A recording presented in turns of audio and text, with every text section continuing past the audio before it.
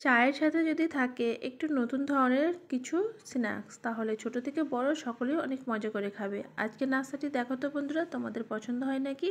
তো চলো তার আগে শুরু করা যাক নতুন আরও একটি ভিডিও। তার জন্য এখানে আমার 1 কাপ মতো ময়দা লাগবে, আর দিয়ে দিচ্ছি একটুখানি লবণ, আর সাথে দিয়ে দিচ্ছি 1 চামচ মতো চিনি। আর তোমরা যদি মিষ্টিটা খেতে পছন্দ করো চিনিটা দিতে পারো, নাহলে বাদ দিতে পারো। আর এখানে দিয়ে দিচ্ছি জোয়ান। জোয়ানটা হাতে করে একটু ক্রাশ করে নিচ্ছি। এইভাবে করে দিলে একটা সুন্দর ফ্লেভার আসে। সব কিছুকে, শুকনো উপকরণগুলোকে একটু মিশিয়ে নেব। তারপরে এখানে দিয়ে দিচ্ছি 1 চা চামচ মতো ময়ান দেওয়ার জন্য তেল। এইখানে আমি রান্নার সাদা তেলটাই ব্যবহার করেছি, তোমরা চাইলে ঘি অথবা ডালডাটা ব্যবহার করতে পারো। এবার নর্মাল পানি দিয়ে সুন্দর একটা ডো তৈরি করে নেব।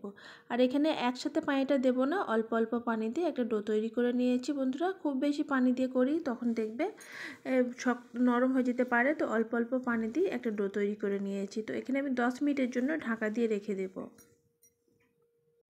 তো 10 মিনিট হয়ে গেছে আর সুন্দরভাবে এই ডোটা সেট হয়ে গেছে। তো এবারে আমি দুটো ভাগে ভাগ করে নিয়ে বড় করে একটা রুটির আকারে বেলে নেব। আর এই চায়ের নাস্তাটি বানানো খুবই সহজ, তোমরা চা বসিয়ে এই নাস্তাটা বানিয়ে নিতে পারবে। এই নাস্তাটা বানিয়ে তোমরা রেখে দিতে পারবে 1 মাস সংরক্ষণ করে রাখলেও নষ্ট হবে না। এইভাবে একবার ট্রাই করতে পারো। আশা রাখছি তোমাদের ফ্রেন্ডস, ফ্যামিলি বা বাচ্চারা অনেক সবাই মজা করে এই চায়ের নাস্তাটা দেখবে খাবে। আর চা খেতে গেলেই কোনো না কোনো কিছু লাগে, তো আমরা যদি বাড়িতেই এইভাবে বানিয়ে রাখতে পারি তাহলে বাইরে থেকে কিনে খেতে হবে না। আর এটা অনেক সুন্দর একটা টি স্ন্যাক্স রেসিপি বলতে পারো। তো দেখো বন্ধুরা, বড় করে আমি একটা রুটি বেলে নিয়েছি। এবার সাইড থেকে যে অংশটা আছে সেটা কেটে নিয়েছি। এবার 4 চৌকো করে কেটে নিতে হবে। তোমরা দেখেই বুঝতে পারছো একদম সহজভাবেই আমি এই নাস্তার শেপটা দিয়ে নেব, একটু দেখলেই বুঝতে পারবে। এবার দেখো আরও মাঝখান দিয়ে আমি এভাবে কেটে নিয়ে একদম 4 চৌকো শেপের করে নিয়েছি। আর চেষ্টা করবে একটু সমান হওয়ার এই শেপটা। আর এইভাবে আমি নাস্তাটি শেপ তৈরি করে নিয়েছি। খুব ইজি একটা ডিজাইন বলতে পারো। আর এই ডিজাইনটা দেখে বাচ্চারা তো অনেক মজা করে খেয়ে নেবে। একটা সুন্দর একটা ডিজাইন চলে আসছে। আর তোমরা চাইলে দু সাইডে হালকা করে একটু পানি দিয়ে লাগিয়ে দিতে পারো, তাহলে মুখটা আর খুলবে না। তো এইভাবে আমি দেখো ডিজাইনগুলো তৈরি করে নিয়েছি, খুবই ইজি। তো এই তো এখানে দেখো বন্ধুরা, আমার সব নাস্তাগুলো তৈরি হয়ে গেছে। এবারে আমি তেলে ভেজে নেব। আর এই নাস্তাটি ভেজে তোমরা বেশ কিছুক্ষণ সংরক্ষণ করতে পারবে। তো এখানে আমি কড়াইয়ের মধ্যে তেল দিয়ে দিচ্ছি বেশ কিছুটা পরিমাণে। আর তেলটা যখন হালকা গরম হয়ে আসবে তারপরে নাস্তাগুলো দিয়ে দেব। এই নাস্তাটা খেতে অনেকটা ক্রিসপি মুচমুচে।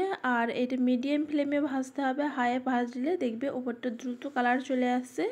তো লো ফ্লেমে এই স্ন্যাক্সটিকে ভেজে নিতে হবে।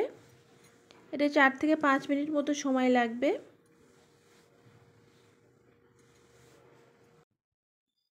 তো এই তো বন্ধুরা, একটু হালকা করে নাড়াচাড়া করে নিচ্ছি।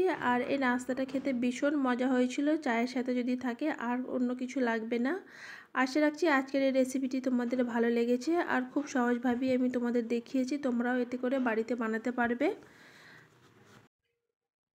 তো তোমাদের কাছে যদি ভালো লেগে থাকে তাহলে এই ছোট্ট রেসিপিটিকে একটা লাইক করে দিও। আর এখনও অবধি সাবস্ক্রাইব করেনি তো সাবস্ক্রাইব করে দেওয়ার অনুরোধ রইল। আর এখানে দেখো খুব সুন্দরভাবে নাস্তাগুলো ভাজা হয়ে গেছে, তো আমি তেল থেকে তুলে নিয়েছি। আর এই নাস্তাটা এতটা ক্রিসপি মুচমুচে হয়েছে, তোমরা এটা বেশ কিছুদিন সংরক্ষণ করে রাখতে পারবে। এটা টাইম পাস স্ন্যাক্সও বলতে পারো। এতক্ষণ আমার সাথে থাকার জন্য অসংখ্য ধন্যবাদ।